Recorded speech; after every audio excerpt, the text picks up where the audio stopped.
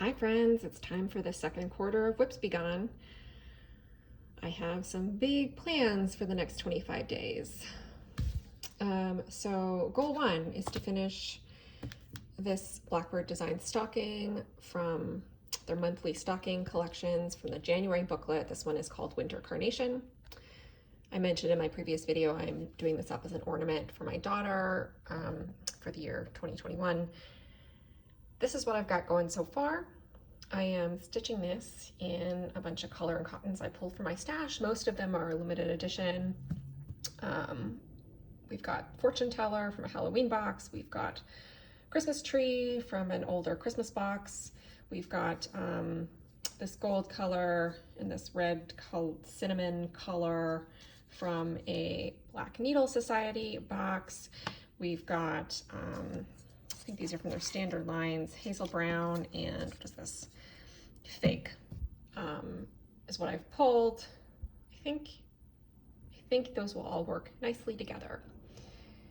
So this should only take me a few more days. I've allotted 4 days basically to finish this up. Hopefully it will take less. My second goal is to finish up Suhail's Calories Don't Count at Christmas. You all saw this in my last video and I mentioned all this. Gotta go, gotta be frogged. I think I need a couple more days before I can face it. Hopefully I will be feeling inspired after getting a finish in on Winter Carnations, and then I can rip this out and get this cake plate finished. I'm close. This part goes pretty fast. It's just a couple colors of brown and some white, a couple colors of white, but oh man, I'm not looking forward to ripping that out. It's all good. I'll get there. I'm gonna need some moral support, but we'll get her finished. Okay, goal 3 is actually a 2-part goal. I have 2 projects I need to FFO because they are gifts. First up, you haven't seen this before. I stitched this for my friend Tiffany. This is a pattern I got on Etsy. I will link it below. I'll link the designer shop. This is Crystal Methyd and her daughter, which I am not, I haven't actually ever seen an episode of RuPaul's Drag Race, but my friend Tiffany is really into RuPaul's Drag Race, and this pattern came up as suggested for me on Etsy, and I saw it and I was like, I gotta stitch that for her. I think she'd like it. So this was a fun project to do because of all the bright colors. It didn't take very long. It is stitched on a scrap of, I think this is Cherub from Picture This Plus. It's very, very light pink linen, opalescent. It's either Cherub or Bashful. I don't recall. I've stopped writing down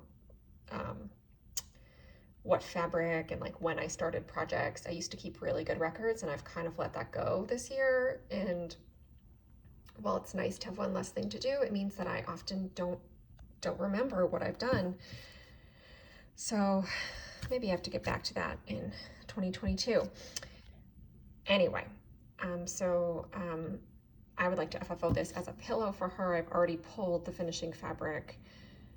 I just need to get it done. So I haven't done any sewing in well over a year, and I would really like to get my machine back out and get a nice little pillow cover made for her. So that is part 1 of my FFO goals. Oh, here it is. The tag is on there. Bashful. Bashful 28 count. Look at that. Part 2 of my FFO goals. Our friends Joe and Holly got married in April, and I only just finished this, in September for them. The worst part is they were actually supposed to get married in September of 2020, so I have had plenty of time. Their wedding was, of course, postponed due to COVID, so I've had plenty of time to stitch up something for them, and well, whatever, life happened. But I would like to get a frame for this and get this FFO'd in a frame. This is, is this? I feel like this is 40 count. Oh, this is 40 count color and cotton fabric that I got when I used to be subscribed to the Fabric of the Month Club. It is, oh, Tammy, Spruce Step Stitching. She's gonna laugh at me. Is it Glasgow? Glasgow? Glasgow. I'm mispronouncing it. But that place in Scotland, that's the name of this fabric. You may recognize this design as another Blackbird design stocking, March of the Daffodils. They had a little Zoom wedding, and her bouquet was daffodils because of the time of year it was, and they had a lot of daffodils decorating their little Zoom area. So I just looked at this chart and thought it would be a nice, simple, small New York City apartment sized wedding piece. So I hope they like it. I used the Quilt for DMC, no weeks. And I just eliminated part of the toe here to try and make it less stocking shaped. So this is the other thing I need to FFO in the next 25 days because I would like to get it to them by Christmas at the latest. So that means I gotta get it done. So I've got a lot to do. I had better, I was gonna say hang up. I had better get off my phone and get to work. So I realized while I was editing this video that somehow I never filmed a clip for the finished January stocking, Winter Carnation by Blackbird Designs. If I didn't mention this before, it was stitched on 32 count raw gold Belfast linen, and I pulled a variety of color and cotton threads, most of them limited edition, to stitch this. And I'm pretty happy with how this turned out. So I put the year down here instead of initials. And then, I don't know if you can see, but in here, I backstitched a teeny tiny little caterpillar. And up here, I turned 2 of these petals into a butterfly. I was gonna chart a butterfly or use a Quaker butterfly from another design, but everything I had that already existed was too big and I was too lazy to chart. And I just thought, you know, this was already kind of a butterfly shape. So I took 2 petals of this motif, made them the same color, and put a little dark purple body in there and some antenna. But I'm extremely happy with how this turned out. I think it's really beautiful. I really like how my conversion colors worked out. I'm not so great with colors, and often my conversions don't turn out well the first time. But I think that this looks pretty beautiful. It looks a lot better in person than it does on camera. I really can't capture this purple color, but it's really, really gorgeous in person. I wish you could see what I'm seeing, but no matter what light I use, I can't seem to pick up the depth of this purple. It's probably my most favorite purple I've ever stitched with.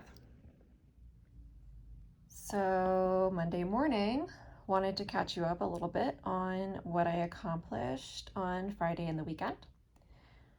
So I've got the mistake all ripped out here, and I started to redo the top. I also got the bottom fully all done here, not fully finished, needs back stitching, but so everything from here down is complete, just needs back stitching, and started to fill in a little bit more this way. So I would really like to have this finished by Sunday, and I think it's possible.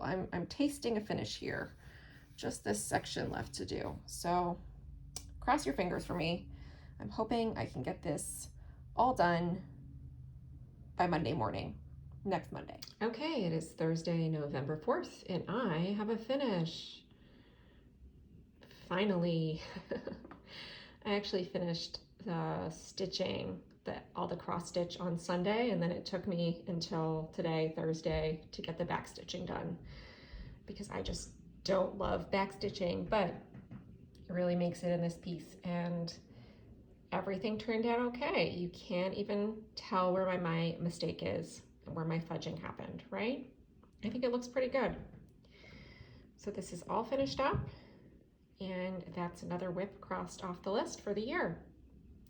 Now this goes into the drawer, and maybe I'll get around to FFOing it in the next, I don't know, 20 years.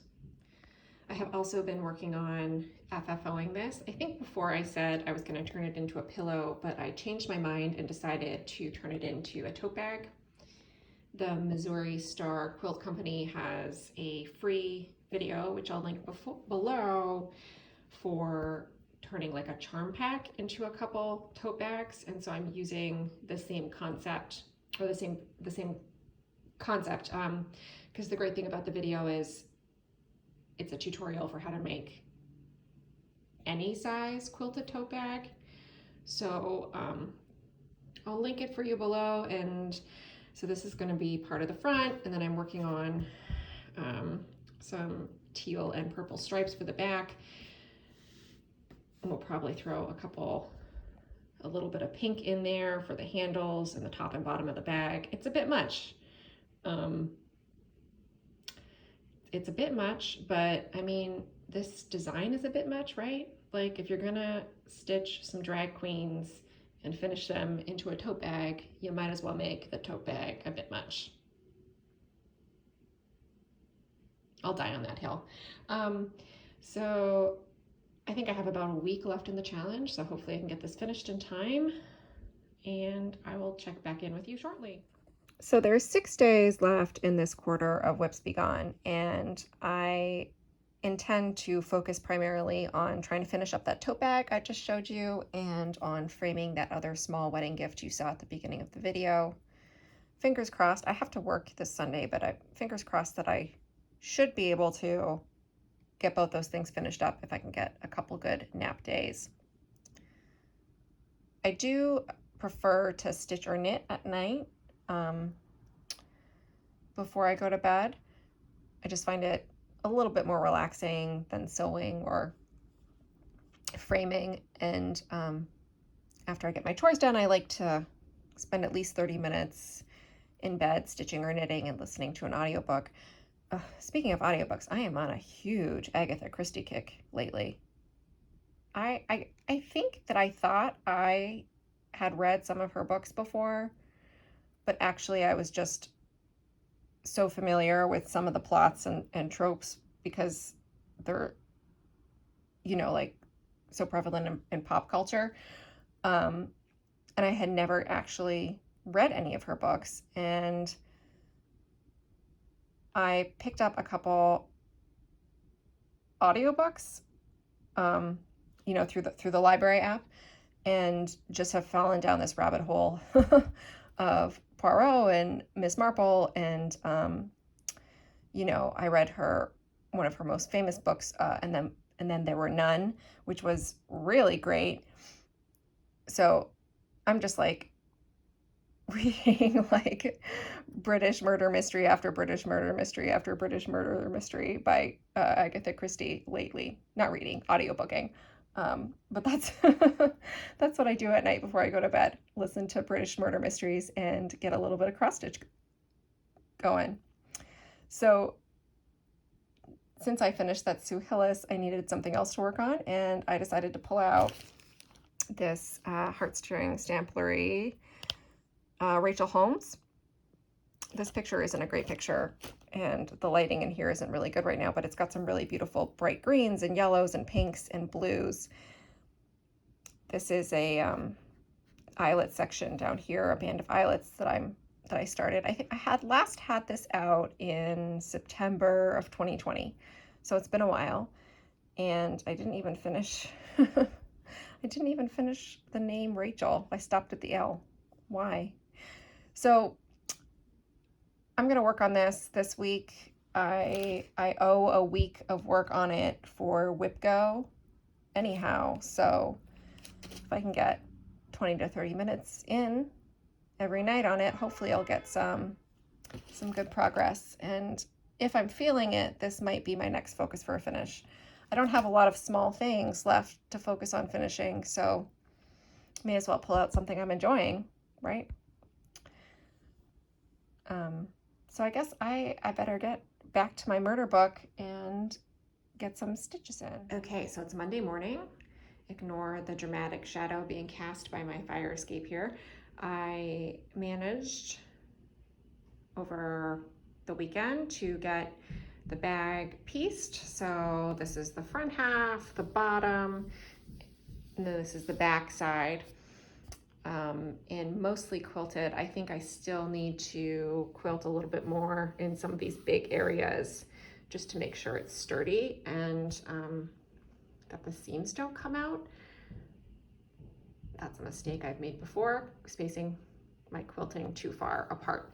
So I think I need to do a little bit more quilting. I think I might run out of thread, but maybe if I change colors strategically, it will be okay. So I've got to finish the quilting, you know, trim off the quilt top, as it were, add in the lining and add in the handles, but I think I can get this done before Thursday, fingers crossed. It's coming along pretty nicely. I'm pretty happy with how it's turning out. I think it's gonna look pretty good when it's all done. So I played thread chicken with my tote bag and I lost. So while I wait for my new thread to be delivered, I went ahead and finished up the framing of this little wedding gift. I'm not going to stitch borders anymore. It's so hard to make borders straight on all sides. This one's a little crooked. Not my best framing work, but done is better than perfect. I'm pretty happy with how it turned out. So I'm gonna throw this in some bubble wrap in a box and pop it in the mail. All right, guys, here's the finished bag. Do you think the recipient will like this? I'm calling this look deconstructed. Do you remember like 5 years ago when the deconstructed look for home decor was really in, and Restoration Hardware was selling these sofas that were literally unupholstered and calling them deconstructed modern or something like that? It was around the same time that bookshelves made out of like pipes were super in. This is my interpretation on that look. I'm kidding, obviously this bag is not done. It is Friday morning, Q2 is officially over, and I did not complete this bag. I actually almost finished it yesterday. My husband was off from work, so I had, for Veterans Day, so I had more time to sew than normal because he was able to hang out with my daughter while I sewed. And I did get this lining in and get the bag turned over and the straps on, and then I realized I had the straps on upside down because the tutorial I was following, which is still a good tutorial, however, for the part where she showed like putting the lining in and the straps on the bag, she used a black bag with black straps and a dark lining fabric, so it was really hard to see what she was doing. And I put the straps on upside down, and then I was trying to, you know, with this style of bag, you sew the lining in on the inside with like a little gap in the seam to flip everything inside out. And then after I flipped it right side out and realized the straps were wrong, I was trying to flip it back inside out so I could just frog and redo the straps. And then I tore a hole in the lining while I was trying to get it back this way, and then I got mad and decided to take a break before I did further damage. So, and plus the straps are actually too short, and I don't really think there's supposed to be a wrong side to the straps. Maybe I did it wrong, like this doesn't look great. So I decided that since this is a Christmas gift, I mean, I could have maybe just like patched the hole and figured it out within an hour or two last night, but I decided that since this is a Christmas gift, I would rather fail the challenge and do it properly. So I have ordered more fabric to cut longer straps and replace the lining fabric if I can't fix this tear. And I'm gonna, frog the lining out and just redo it so it can be done properly. So I did not meet that goal for this quarter, but I think once the new fabric comes, it should only take me, I don't know, one day really, maybe two, to cut new fabric and make new straps and get the lining in and get it all squared away. So now I know what I'm doing because I made the mistake the first time. A little bit frustrating. It's really frustrating when you spend several hours crafting in a day and then the day is over and actually you don't have much to show for it because you had to undo things so many times. I don't have to tell you guys that. It's the most frustrating thing, but I gotta remember that I am still learning, and part of the joy is in the process, right? The only other thing I have to share with you besides that failure is my progress on Rachel Holmes by Heartstring Samplery. I don't know if I mentioned this before, but I'm stitching this with the called for over dyed threads on summer khaki linen 28 count. So all I really got done was finishing the word Rachel. I got this tree, this lamb, this rabbit done, a little bit of the border. I have 2-3 more days of work on this to meet my goal for the year, which was to get 1 week done on it. So I'm gonna work on this through the end of the weekend, and then on Monday, I will switch to something else. Kind of at a weird point where everything I have left in my whip pile, cross stitch wise, is either really large or barely started. And so it's probably pretty unlikely that I will finish much else this year. The only thing I have close enough to finishing is this Sunny Days by Prairie Schooler. I've completed 4 out of the 9 little smalls here, and I'm a few stitches away from completing number 5. So I might pull this out next, but honestly, I'm really not feeling it. I mean, it's November. I don't really want to work on 4th of July themed things, at least not today. It's really gloomy outside. So I don't know. I probably will work on this a little bit before the end of the year and try to push through to finish it.